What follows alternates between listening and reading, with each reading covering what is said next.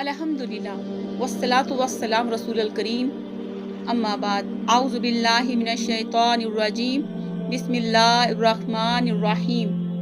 My dear brothers and sisters in Islam and in humanity, Assalamu alaikum wa rahmatullahi wa barakatuh. Today my topic is all religions basically teach followers to do good deeds. Why should a person only follow Islam? Can he not follow any of the religions? All religions basically exhort mankind to be righteous and east to evil, but Islam goes beyond that. It guides us towards practical ways of achieving righteousness and eliminating evil from our individual and collective lives. Islam takes into account human nature and the complexities of human societies. Islam is guidance from the Creator Himself. Therefore, Islam is also called the Dinul Fitr, the natural religion of man. Islam commands us to shun robbery and also prescribes method of eliminating robbery. All major religions teach that theft is a bad act. Islam teaches the same. So what is the difference between Islam and the other religions? The difference lies in the fact that Islam, besides teaching that robbing is bad, shows a practical way of creating a social structure in which people will not rob. Islam prescribes a system of zakat, obligatory annual charity. Islamic law prescribes that every person who has a saving that exceeds the nisab level, i.e. more than 85 grams of gold, should give 2.5% of that saving every lunar year in charity.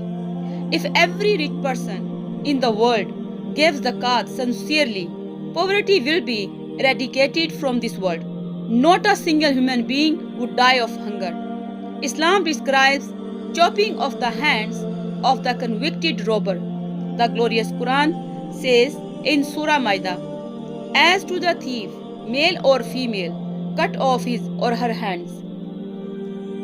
A punishment by way of example from Allah for their crime, and Allah is exalted in power, full of wisdom.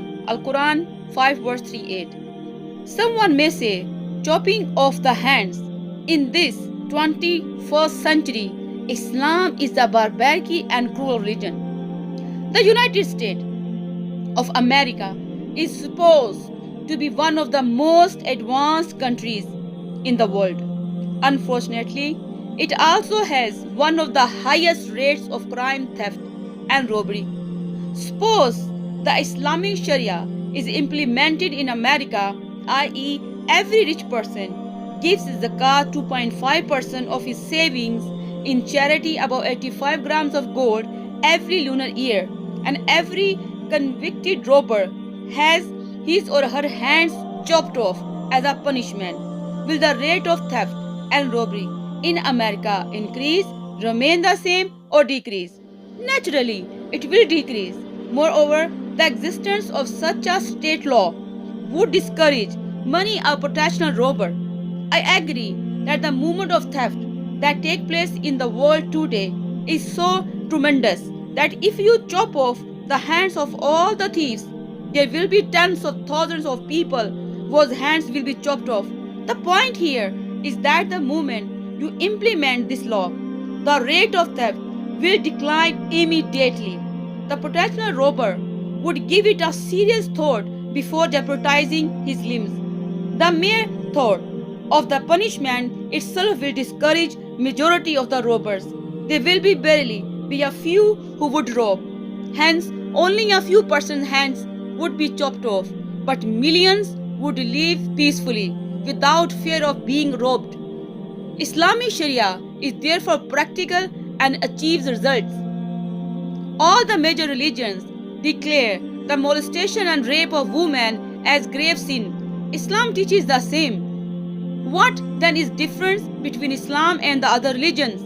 The difference lies in the fact that Islam does not merely preach respect for women or abhor molestation and rape as serious crimes, but also gives clear guidance as to how society can eliminate such crimes. Islam prescribes hijab for men, hijab for women, hijab prevents molestation, capital punishment for rapists. However, suppose the Islamic Sharia is implemented in America. Whenever a man looks at a woman, and if any brazen or unshamed thought comes to his mind, he lowers his gaze. Every woman wears the Islamic hijab, that is, the complete body is covered except the face and the hands up to the wrist.